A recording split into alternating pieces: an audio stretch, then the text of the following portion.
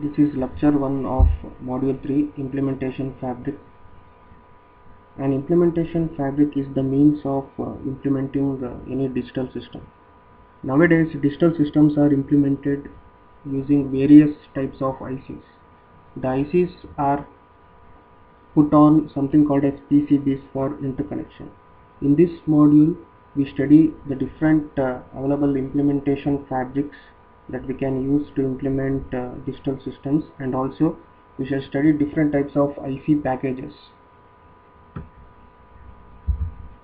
First let us study about integrated circuits. An integrated circuit or an IC is collection of electronic circuits placed on a small piece of silicon. Before advent of these integrated circuits, the early digital systems were implemented by making use of discrete components like relays, vacuum tubes, transistors, etc. These components had their reliability issues. Hence ICs were introduced. The first IC was introduced in 1958 by Jack Kilby at Texas Instruments. After that there is a rapid growth in ICs, and still it is going on. First let us study about the manufacturing process of this IC. The general manufacturing process of this IC consists of three main parts. The first part is preparation of wafers for manufacturing. Second step is chemical processing of wafers. The third and final step is testing and packaging the IC. In the first step we have to create the wafers on which the ICs are manufactured in bulk. The preliminary step in creation of wafer is formation of something called as ingot, which is shown in this figure. This is formed using pure silicon. Once this is formed, this is sliced into wafers of thickness less than 1 millimeter. Earlier wafers were of diameter of 50 millimeter. Nowadays these wafers are of 300 millimeter diameter. In this figure we can see different wafers of different diameters. In the step of chemical processing, we basically perform two kinds of operations. The first one is ion implantation. Second one is etching based on photolithography. In ion implantation, what we do is we diffuse a plasma of impurity ions in selected areas of wafer. The intention of this ion implantation is forming NMOS or PMOS transistors at required areas. The second step, etching, involves something called as photolithography. Once diffusion layers are formed using ion implantation process, we need to form other layers for connections. The other layers may be silicon dioxide, polysilicon, or metal. Silicon dioxide is insulator, polysilicon is semiconductor, and metal is conductor. In metal usually we make use of aluminium. In some cases copper is also used. So a general step of etching using photolithography involves these steps. In the first step, what we do is, on the wafer the film is grown. The film can be silicon dioxide, polysilicon, or metal. On the film a resist will be developed. This is a photoresist which changes its chemical resistance based on the light intensity which falls on that. In the second step we make use of something called as mask. This mask has few areas which are opaque, that is it will not allow the light to pass through, and some places which are transparent through which light can flow. Through these transparent slots the light passes through the mask and falls on the photoresist. The areas on which the light falls, will be exposed to light, and these areas resistance will change. In the next step, what we can do is we can selectively remove the areas on which the light has fallen. So this figure C shows the removal of photoresist in the selected areas. After removing the photoresist in the selected areas, next we can remove the underlying film. The film can be silicon dioxide, for example. So that can also be patterned according to the shape of the photoresist. In the next step, the residual photoresist which is on the top of the film can be removed, and finally you get this pattern of the film. This film can be again polysilicon, silicon dioxide or metal. So such successive steps are followed to deposit silicon dioxide, polysilicon and metal. So a resultant three-dimensional view is shown in this figure. So this is the silicon or wafer. This is the silicon or wafer. On this silicon or wafer, ion implantation is done to form the regions of N plus or P plus to form PMOS or NMOS transistors respectively. Here you can see these pink colored layers are nothing but polysilicon. So polysilicon is deposited, and these layers are nothing but metal layers which form the interconnection between the components, and in turn it will form the circuit. As we know, the ICs are manufactured in bulk. So this is the view of a single wafer. This is a circular wafer on which you can find rectangular ICs. So once this chemical manufacturing process completes, the ICs are broken and they are packaged into individual packages. In the last step of IC manufacturing, what we do is we perform testing and packaging of individual ICs. So there is a possibility of defects in the manufactured ICs. The defects can be due to the stray particles which don't allow the light to pass through during photolithography process, and the second cause of these defects is due to impurities which are formed during the chemical process. So these are the main factors which cause the defects. Once there is a defect in an IC, that IC should be discarded. Hence, in a process where there are several ICs like this, if some ICs are not working properly, that is some ICs are defected, the cost of defected ICs should be borne by the ICs which are defect free. Hence the cost on per IC will increase. Therefore the yield or the number of ICs which are not defect free depends on the area. If there is larger area of the IC, the chances of defects are more, and hence the yield will be less. Yield is nothing but the ratio of defect free ICs by the total cost per manufacturing a wafer. Therefore area introduces a constraint on the cost. To reduce the cost, we have to reduce the area per chip.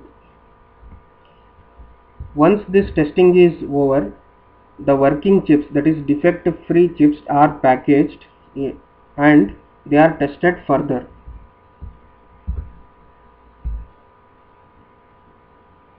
Circuit size and complexity of an IC depends on the minimum feature size.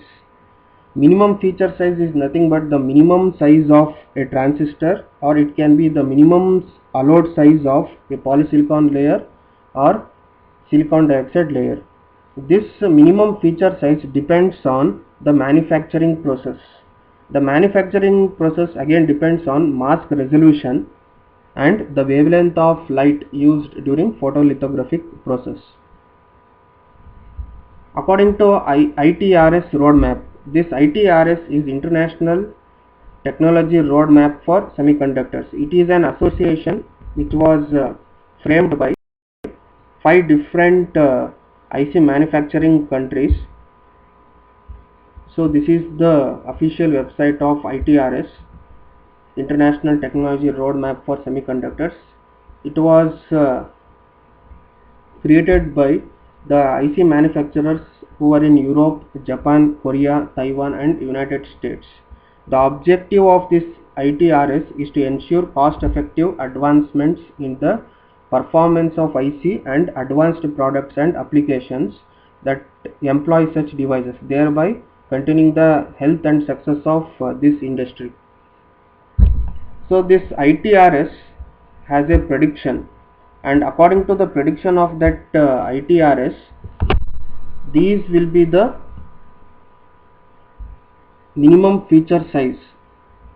For example, 350 nanometer, this was prediction for year 1995, 250 nanometer for 1998, 180 nanometer in 2000, 130 nanometer in 2000, and so on.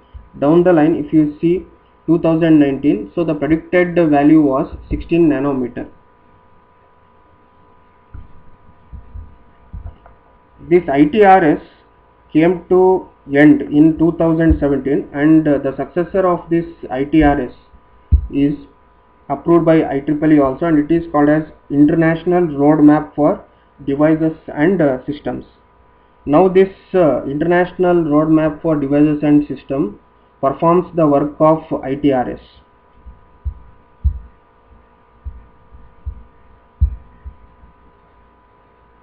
So smaller the feature size of an transistor means the IC is denser and it is faster. Next we shall study SSI and MSI ICs, how these ICs are used for implementing a digital system. SSI means small scale integration, MSI means medium scale integration. This SSI and MSI ICs were started from 1964 in Texas Instruments by introducing a family of ICs by name 5400, 7400. This 5400 ICs were mainly used for military applications, whereas 7400 ICs were used for industrial purposes, industrial and commercial purposes. So what do you mean by SSI and MSI? Just to recall, so an SSI stands for small scale integration. It is an IC which consists of about 1 to 10 transistors.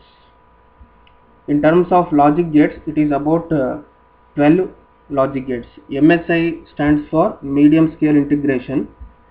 Transistor count is 10 to 500. Number of logic gates is 13 to 99.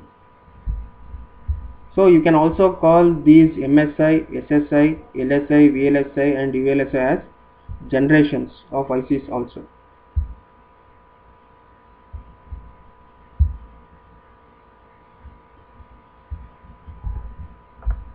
After the manufacturing of 7400 family by Texas Instruments, other manufacturers also developed compatible devices with this family. Hence 7400 family became a standard family, and till now we are using some devices of 7400 ICs. Example for small scale integration ICs are 7400, 7427. 7427 is 3 input NOR gate. There will be 3 number of such NOR gates. 7474 is dual D flip-flop. Examples for medium scale integration ICs are 7490, which is a 4-bit counter, 7494, which is 4-bit shift register. The manufacturers also developed some variants of the basic 7400 ICs. These variants were identified by the letters in the names. For example, L, S, LS, ALS, F and so on. The letter L in the name stands for low power. So this was the low power variant of the basic IC component of 74 family.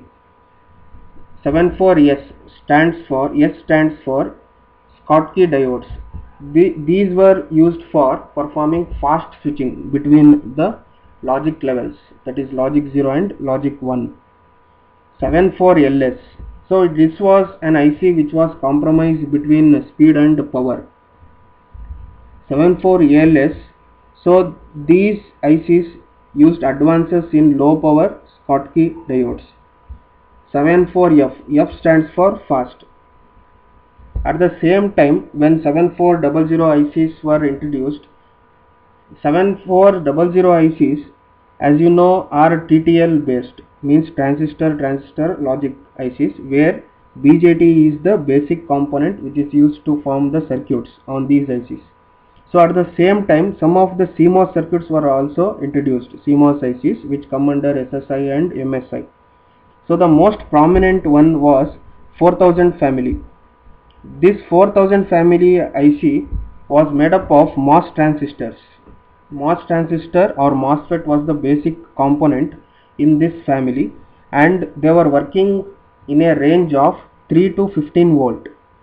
These ICs were very low power ICs, means the power consumption was very less compared to the BJT based ICs, that is TTL logic based ICs. But the problem of this 4000 family was they were not compatible with the existing 74 family. Hence, after some time, 74HC, 74AHC, these were also from CMOS family.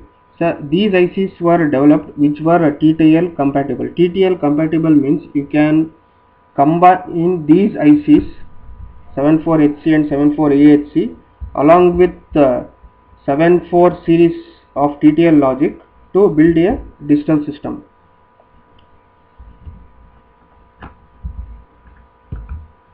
Next is large scale integration. So large scale integration was introduced in 1970. When this large scale integration was introduced, the manufacturers were able to design microprocessors. So this was possible by the introduction of large scale integration, and there was possible to implement custom LSI chips for high volume application. These custom LSI chips are just like application specific chips, and they were used only for high volume applications. High volume means the number of IC requirement should be high. In 1970s, the role played by SSI and MSI ICs was as glue logic. So they were used to connect the ICs which are in LSI category. Glue logic mainly means to provide connection between two ICs of higher level of integration. Hence the later ICs which were of 74XX families mainly concentrated on providing ICs which were used for glue logic and interfacing. For example, multi-bit tie-state drivers, registers, etc. The other functionalities were implemented by PLDs. So these PLDs, programmable logic devices, took over 74XX families. These 74XX families were originally belonging to SSI and MSI category.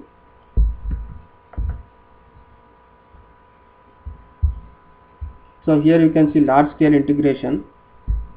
Transistor count is 500 to 20,000. Number of logic gates 100 to 9999, one less than 10,000.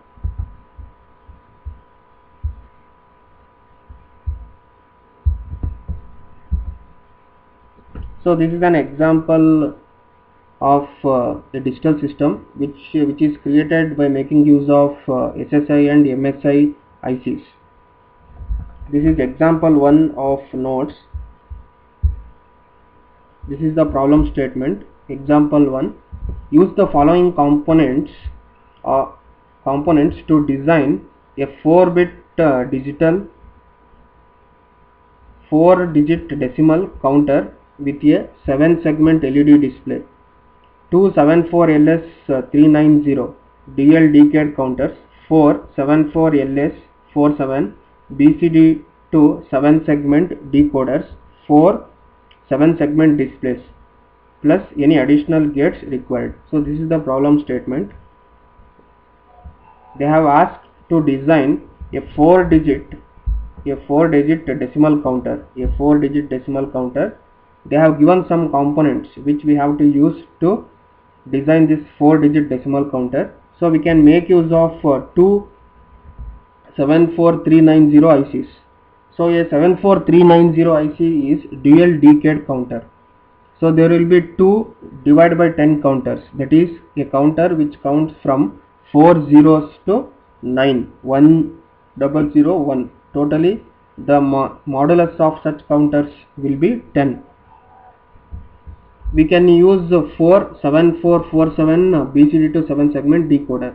So we can use 4 ICs of BCD to 7 segment decoder.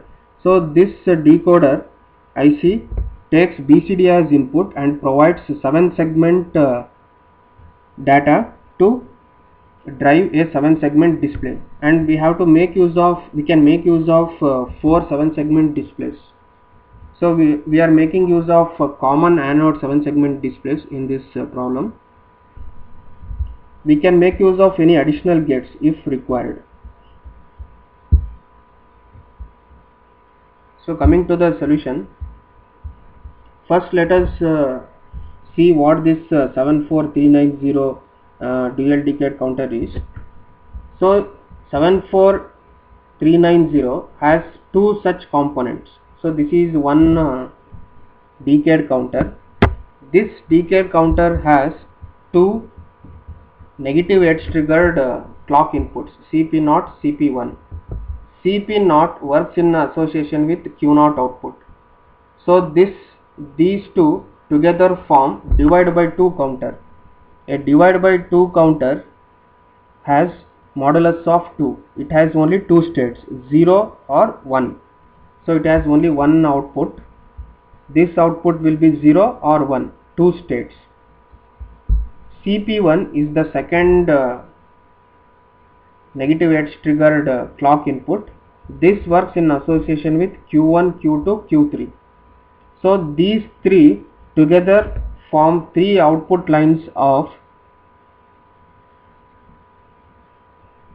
divide by 5 counter. So divide by 5 counter means the modulus of that counter will be 5. It will count from 3 zeros to 100. 3 zeros to 100, that is 0, 1, 2, 3 and 4. So together these two counters, that is mod 2 counter and mod 5 counter, can be cascaded to form a decade counter. So how to cascade them is, we have to apply the clock for CP0. The output Q0 should be applied as clock input for CP1.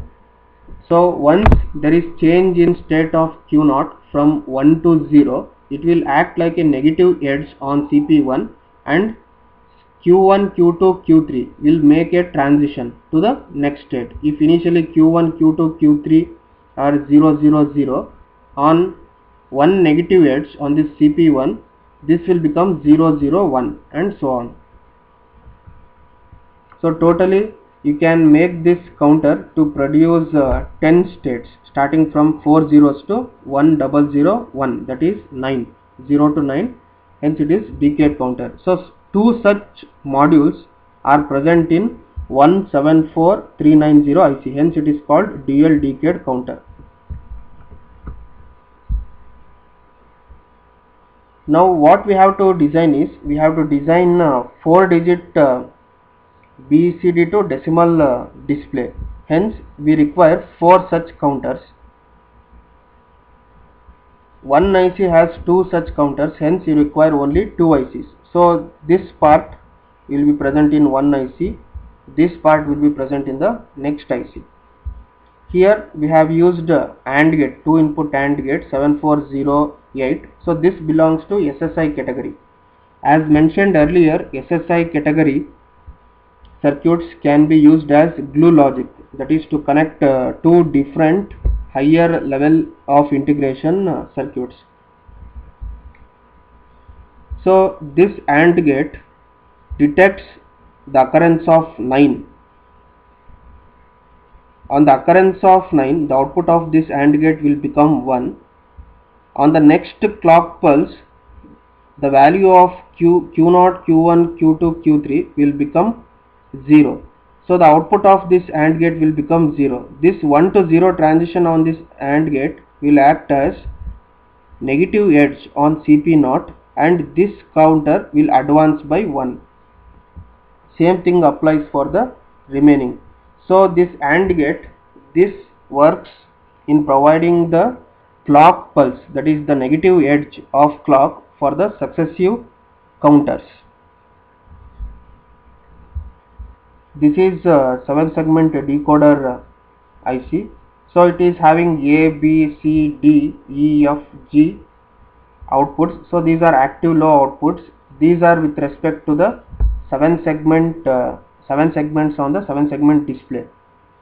It has 4 inputs, capital A, B, C, D, with respect to the 4 lines of input BCD. Apart from that, it has 3 control lines, LT, that is nothing but lamp test, which is active low input.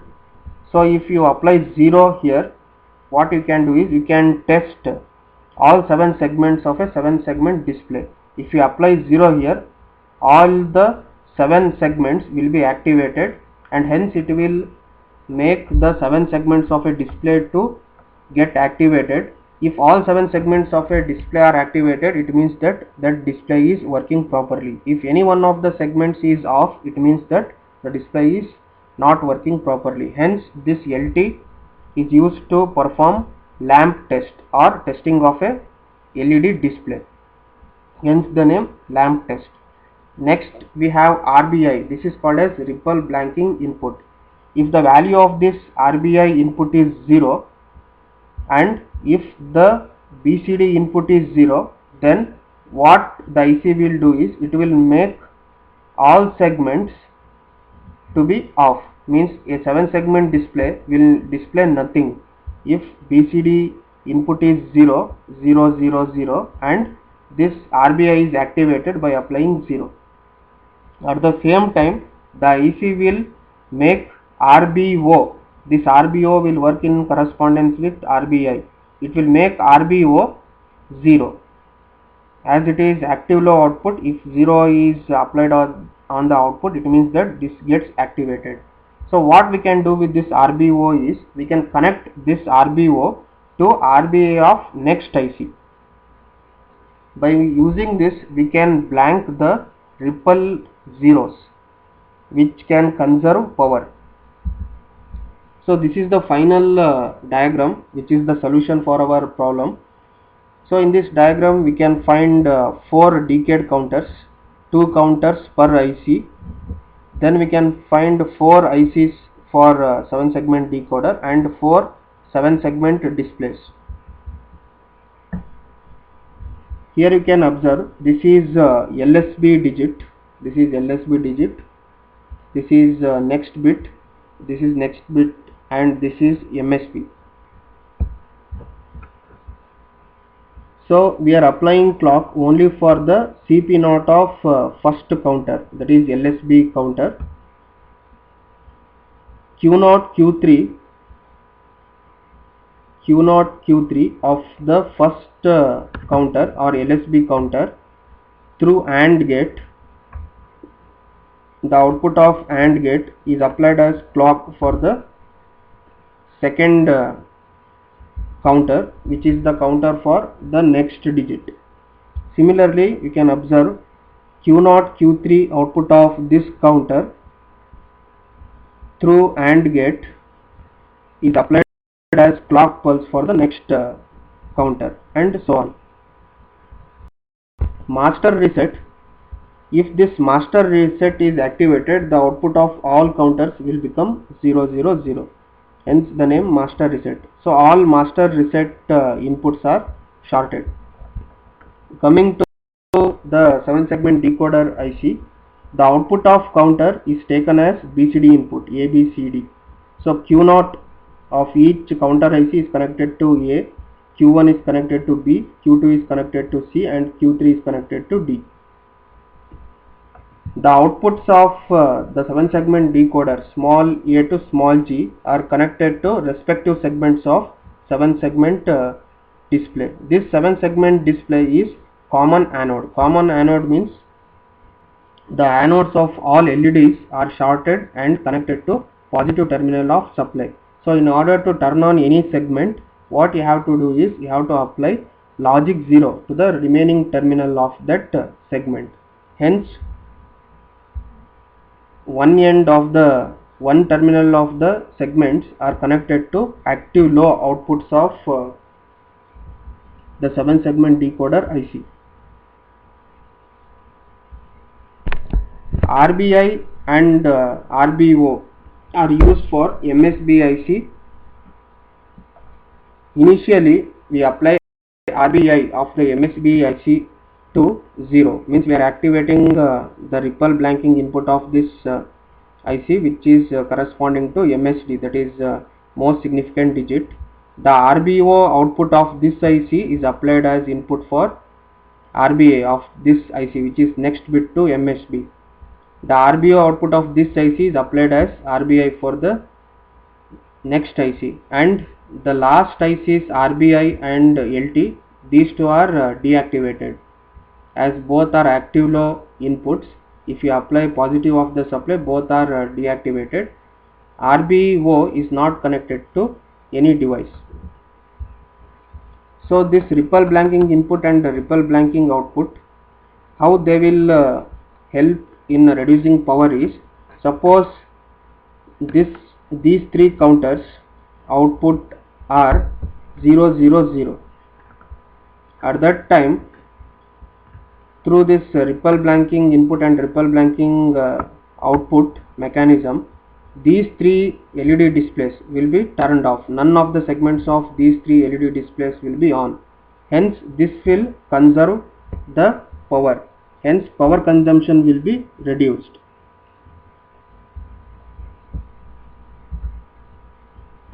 Next is VLSI and ASICs. VLSI was introduced in 1980s. VLSI stands for very large scale integration. So the transistor count is around 20,000 to 10 lakh.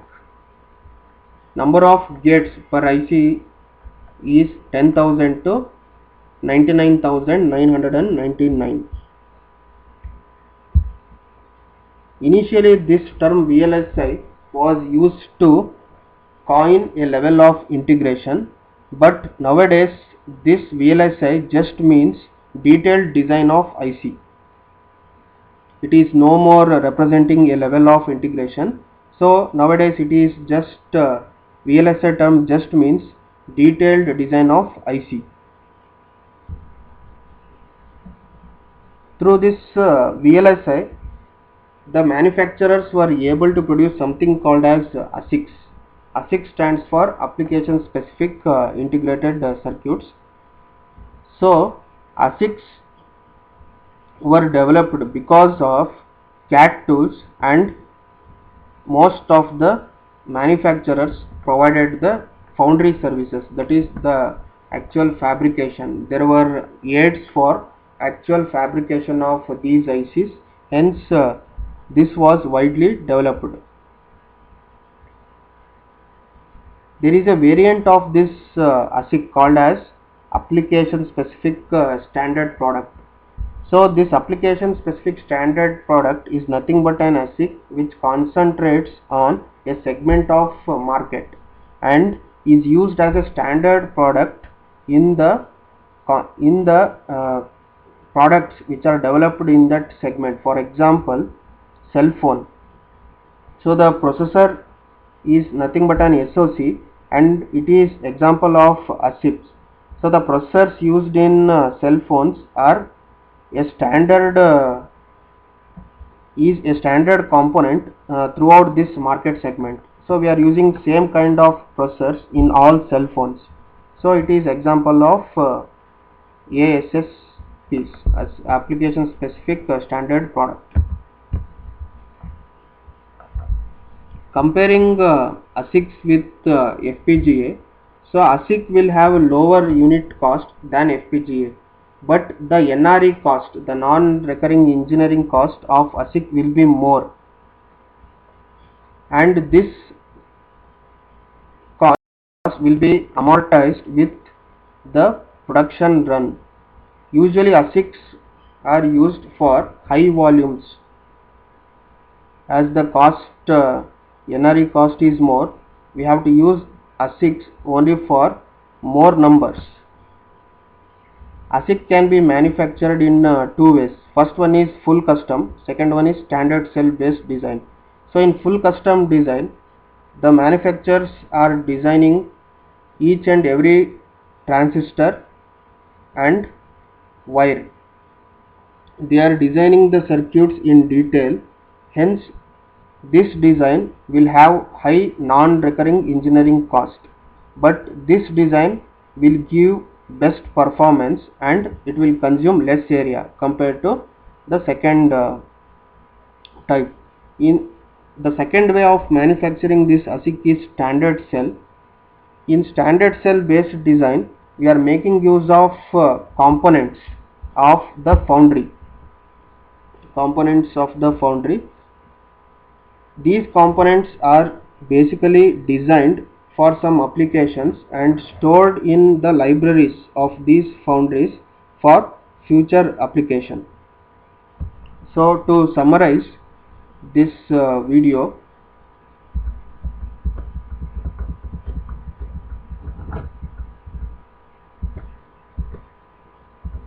we have understood what an implementation fabric is, what is the manufacturing process of an IC. We have studied how to create a digital system using SSI and MSI ICs. So we have designed this circuit. So this circuit is created using MSI and SSI ICs. We have briefly discussed what is VLSI and ASICs, and also we have discussed the economics or the cost factor with respect to ASICs. Thank you.